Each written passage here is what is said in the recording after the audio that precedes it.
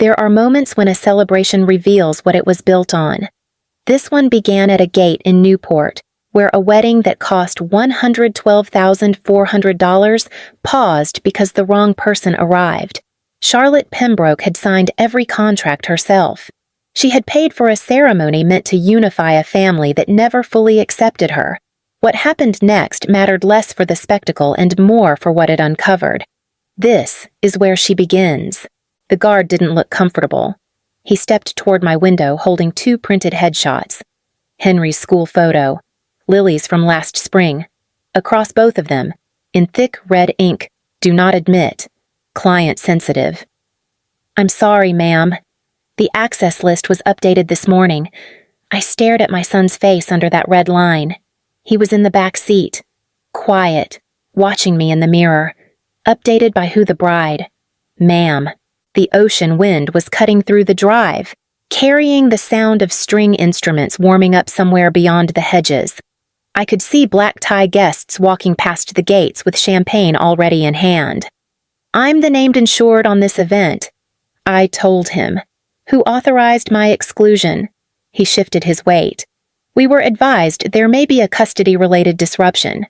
We were instructed to minimize liability exposure." Henry leaned forward. "Mom, are we in trouble?" "No," I said. "You're not—" My phone buzzed. An email from 8:12 that morning. Victoria had written to the estate manager for aesthetic cohesion and to prevent potential family conflict. "Please ensure these individuals are not admitted. Photos attached. These individuals." I put the car in park. "Please let Mr. Aldridge know Charlotte Pembroke is at the gate," I told the guard. "And please inform him I've just reviewed the bride's email." He hesitated. "Ma'am, I don't have discretion here." "I know." I stepped out of the car and dialed the estate manager directly. He answered on the 3rd ring. Breathless. "Charlotte, we were expecting you later. We're about to seat the guests. I'm currently denied entry," I said. "And as of this moment, I am issuing written notice of breach." Silence. "I'm sending you an email through the contract portal." I continued. Section 7.2. Operational authority remains with the client. Clause 11. Denial of access triggers suspension rights. Charlotte, the ceremony starts in 20 minutes.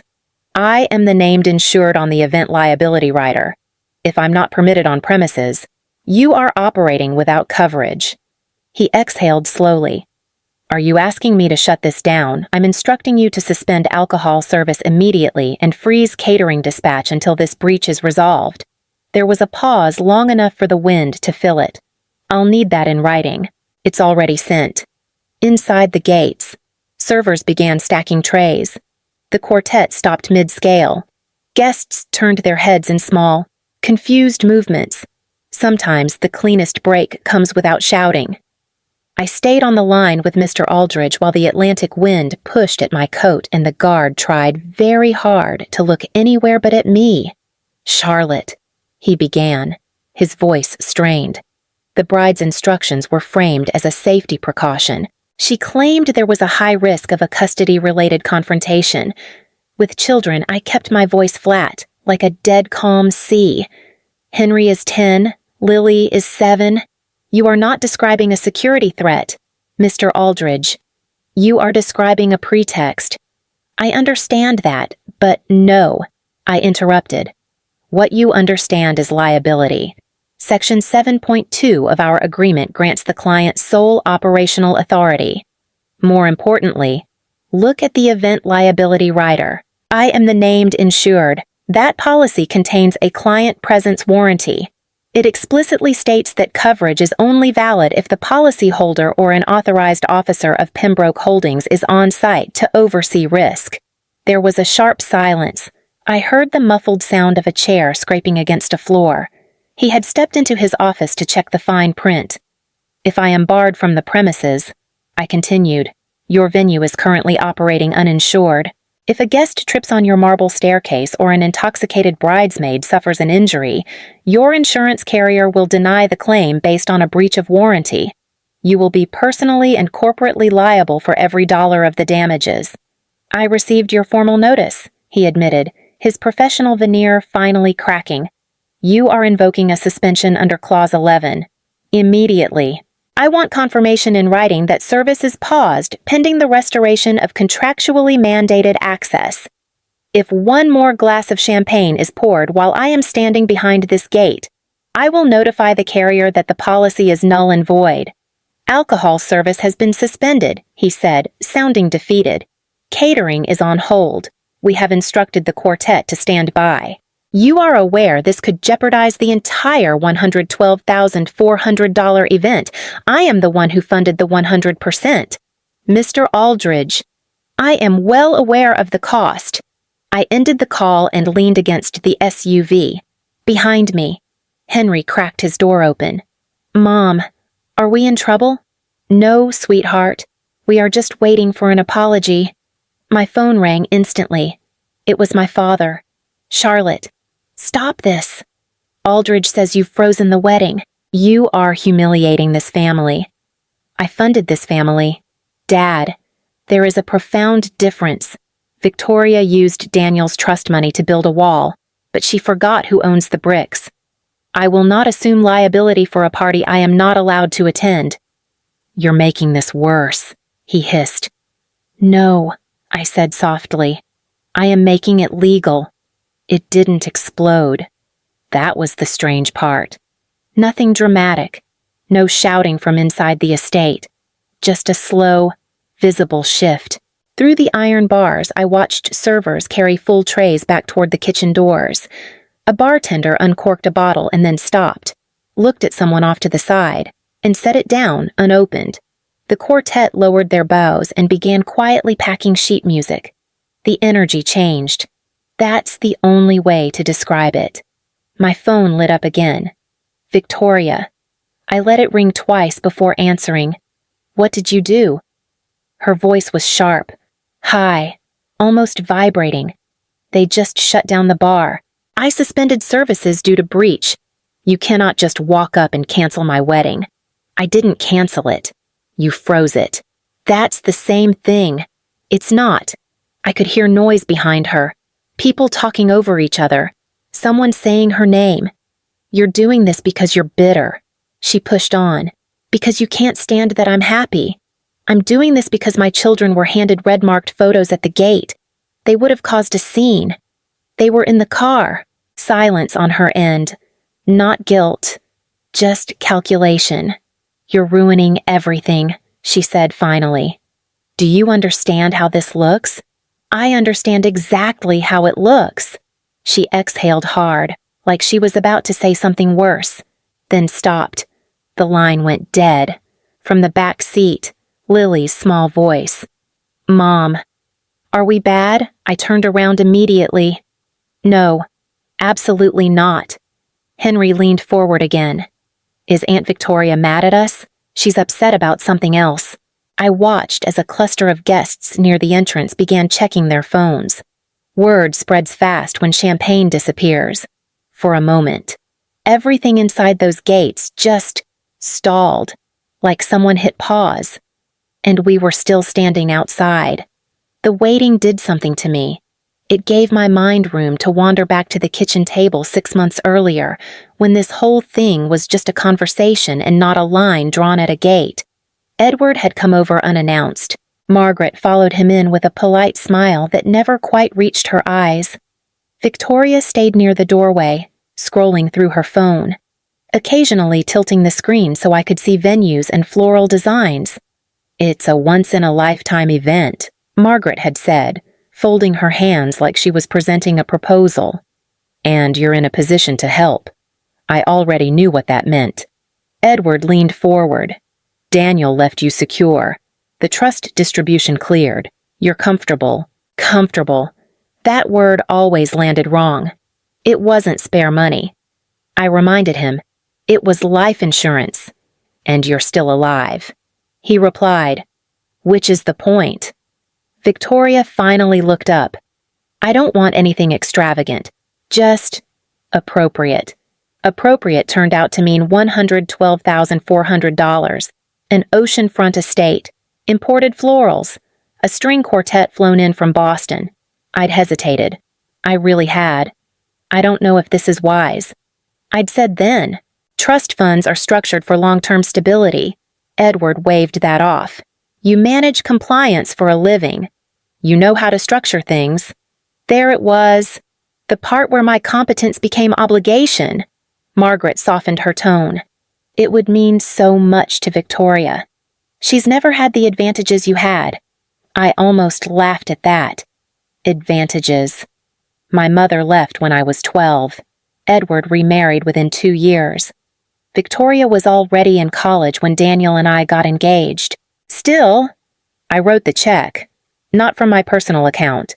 From Pembroke Holdings, structured correctly, documented. I insisted on being sole signatory. Edward didn't argue at the time. You're doing the right thing. He had told me as he stood to leave. Family supports. Family. Back at the gate. Henry shifted again in his seat. The leather made that soft squeak it always does when he's nervous. Mom, are we staying long? I don't know yet. My phone buzzed with a message from Mr. Aldridge. Bride and her mother are requesting a meeting in my office.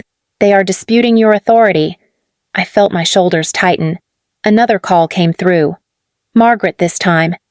You've embarrassed Victoria in front of 200 people. She began without greeting. I exercised contractual rights.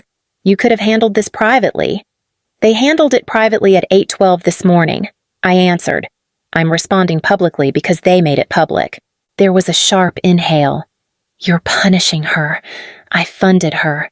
You didn't have to. No. I agreed quietly. I didn't. The line went silent for a moment. Not disconnected. Just heavy. You've always resented her, Margaret said finally. I looked at my children in the rearview mirror. Lily was tracing circles on the fogged-up window. I resented the lie. I replied, not the wedding. Margaret didn't respond to that. The call ended. Inside the estate, the doors to the main hall remained closed. The guests were still waiting. And so were we. The message from Mr. Aldridge arrived while I was wiping Lily's nose with a tissue from the glove compartment. They are presenting an amendment authorization, notarized, requesting immediate refund to an alternate account. I stared at the screen, the blue light reflecting the cold clarity in my eyes. I dialed his number before I could even process the surge of adrenaline. Mr. Aldridge, describe exactly what you are holding, I said as soon as he picked up. It is a signed amendment allowing a modification of payment instructions. He replied, his voice hushed. It is on Pembroke Holdings letterhead. It includes your signature and a formal automated clearinghouse transfer form. That signature is a fabrication, and I know exactly whose hand held the pen. Margaret had spent years in a boutique law office in Providence. Ba understood the weight of a notary public seal. She knew how to align margins, how to mimic corporate jargon, and how to exploit the trust of a harried venue manager. The notary seal looks legitimate. Charlotte, Aldridge countered. The commission number is active. A seal can be stolen or misused, but an operating agreement cannot be ignored. I replied, my voice sharpening into a blade. Do not process a single cent. I am sending you the Pembroke Holdings corporate formation documents and my EIN verification now. Look at Section 4.3 of the operating agreement. It requires dual-factor digital authentication for any modification of disbursements exceeding $10,000. Does your paperwork have a digital hash or an encrypted timestamp? A long pause followed. I could hear the faint sound of Victoria's frantic voice in the background, likely performing for whoever would listen. No, he whispered. It is a standard physical notarization. Then, it is a felony. Under Title 18 of the United States Code. Section 1343, you are currently being presented with a vehicle for wire fraud. If you knowingly process a refund of $83,200 to an unauthorized account, you are not just a venue manager anymore, you are a co-conspirator. The line went silent for 5 seconds. I could almost feel the weight of the law settling into the room on the other side. They are claiming you verbally relinquished authority. he said, though he sounded less convinced now, that this is a marital asset dispute and you are acting out of emotional distress. It is an irrevocable life insurance trust distribution. It is not a marital asset. It is a death benefit. There is no co-owner. There is no dispute. There is only a client and a breach. I hit send on the email I had been drafting. It contained the articles of organization and a formal cease and desist notice. I have just sent you the proof. I added, if that money moves, I will contact the Federal Bureau of Investigation before the sun sets. And I will name your estate as the primary facilitator. Refund frozen, Aldridge said quickly. Pending full legal review. I let out a slow, controlled breath. Henry was watching me from the back seat, his eyes wide. Mom, are they trying to steal Daniel's money? They are trying to steal your future. Henry. But I am the one holding the keys. Inside the estate, through the towering glass doors. I saw Victoria's silhouette. She was pacing, her hands flailing. Margaret stood behind her, as still and cold as a statue, finally realizing that she had brought a forged pen to a contract war. Victoria went live. I didn't know at first. Henry did. Mom.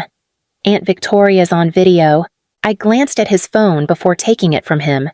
She was standing on the estate steps. Veil still pinned perfectly. Mascara untouched. Calm enough to perform. My sister has just shut down my wedding. She told the camera. She's emotionally unstable and using legal technicalities to control us. She's trying to steal the refund. The word unstable landed harder than I expected.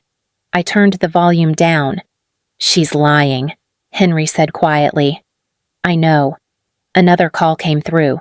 This one from a number I recognized but didn't have saved. Charlotte. The voice was steady, controlled. This is Charles Hawthorne. I stepped a little farther from the car. Mr. Hawthorne. I've just been informed that you've suspended services at my son's wedding. Yes. I need to understand why. I could hear muted voices near him, then a door closing. I was denied access to the estate. My minor children were administratively excluded from the guest list. As the named insured on the event liability rider, I cannot permit the event to proceed while I am barred from the premises. A pause. My son tells me there was concern about family tension. Family tension does not void contractual rights. Another silence. Longer this time. Did you intend to cancel the wedding I suspended services due to breach? And the forgery allegation. They attempted to process an unauthorized refund using falsified amendment documents and automated clearinghouse instructions. He exhaled slowly. I am reviewing security footage now. I didn't answer. There wasn't anything to add. My son acknowledged that he approved removal of your children from the seating chart. He continued. He did not anticipate this outcome. I'm aware. Did he inform you? No. The wind cut across the drive again. Lily reached forward and squeezed my arm. Charles spoke again, voice lower now. If what you are stating is accurate, this becomes a reputational matter for my family. It already is. There was a faint sound of a door opening behind him. I will verify the footage personally, he said. Do not leave.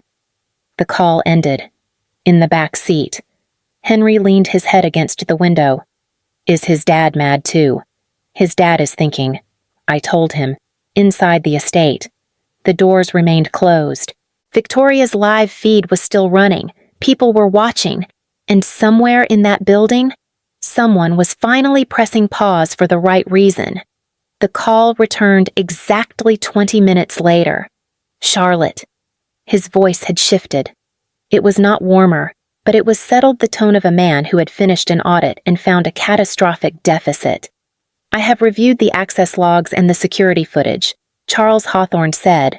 The instruction to remove your children from the guest list was entered using the bride's personal credentials at 8:12 this morning. It was premeditated. I closed my eyes. Hearing the timestamp out loud made the betrayal feel clinical. stripped of any lingering familial doubt. I am also looking at the photographs the guard held, he continued. The red ink, the client-sensitive designation. None of that was authorized by the venue management.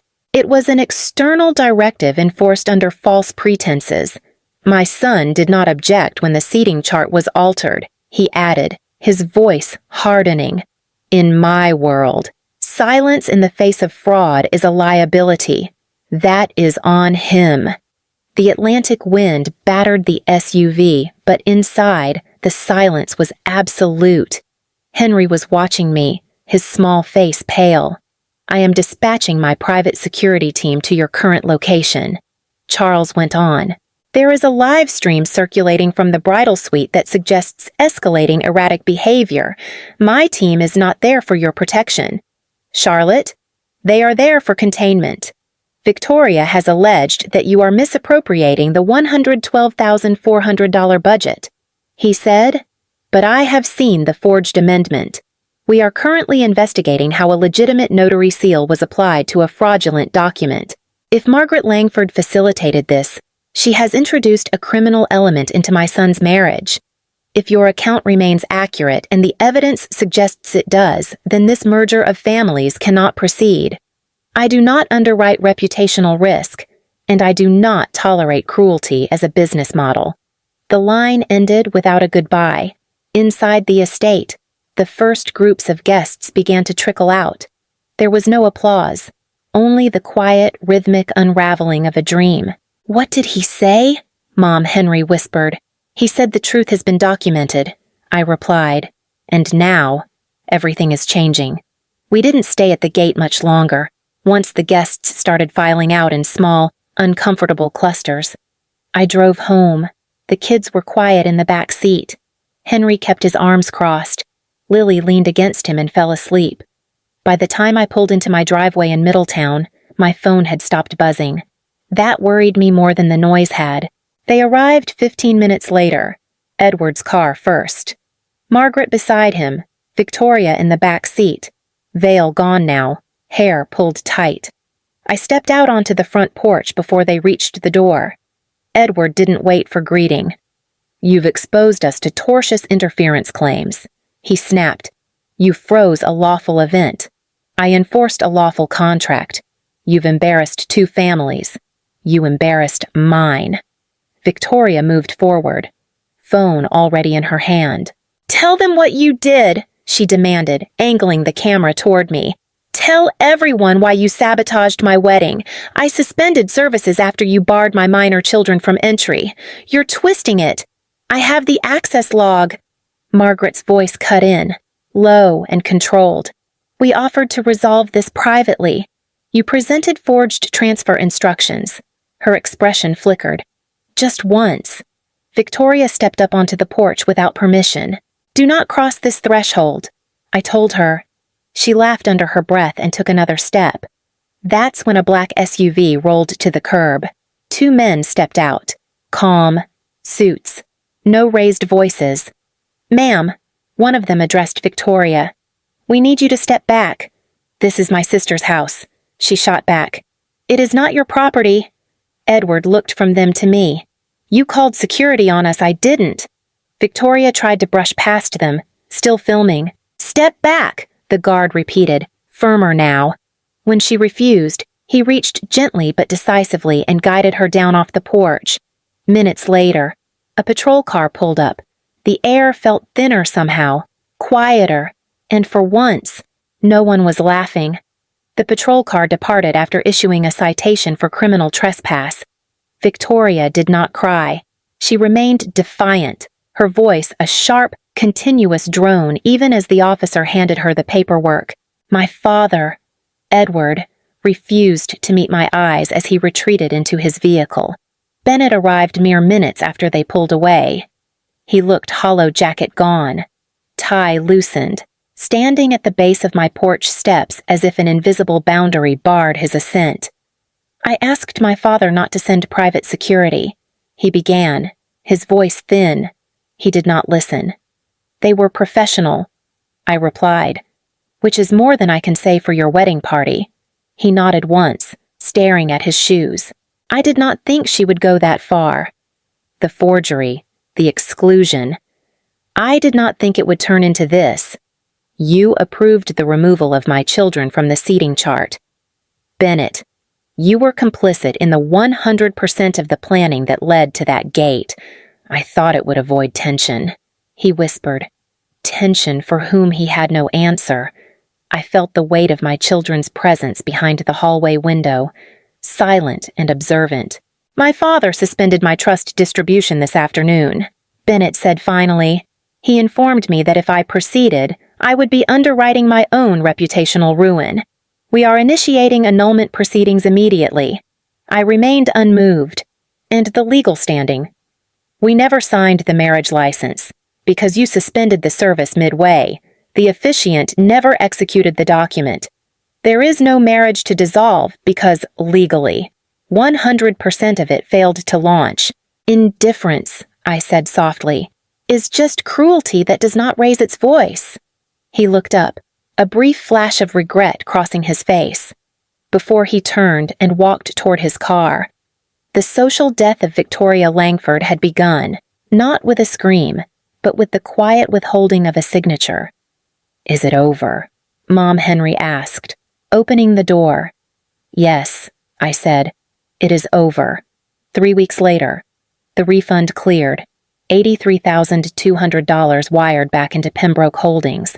I watched the confirmation screen longer than I needed to, not because I felt victorious, just because it was final. The house was quiet that afternoon. Henry was at the dining table doing homework. Lily had colored on the back of an old envelope and taped it to the refrigerator. A crooked heart. Blue crayon. I called my financial advisor. I want $50,000 moved into separate 529 plans. I told him, split evenly, conservative allocation, and the remaining balance, $20,000 to the Rhode Island Coastal Preservation Trust, in Daniel's name. He paused briefly. And the rest, $13,200 into a litigation contingency reserve. Leave it liquid. All right. After that, I scheduled an appointment with my estate attorney. I updated my medical proxy, removed Edward as emergency contact, adjusted beneficiary designations. Clean, documented, no announcements, no confrontation. That night we drove to Cliff Walk. It wasn't dramatic, just cold. The ocean loud the way it always is this time of year. Henry walked ahead of us, hands in his jacket pockets. Lily held my fingers. Are we still banned? Henry asked without turning around. No, I answered. We're not. He nodded once. That was enough for him. Lily looked up at me. Was it our fault? No. She leaned into my side and let it go. We stood there a few minutes longer. No speeches. No big relief, just wind and salt and the steady sound of water against stone. Driving home, I realized something small but important. I hadn't checked my phone in hours. No need to monitor anyone. No need to fix anything.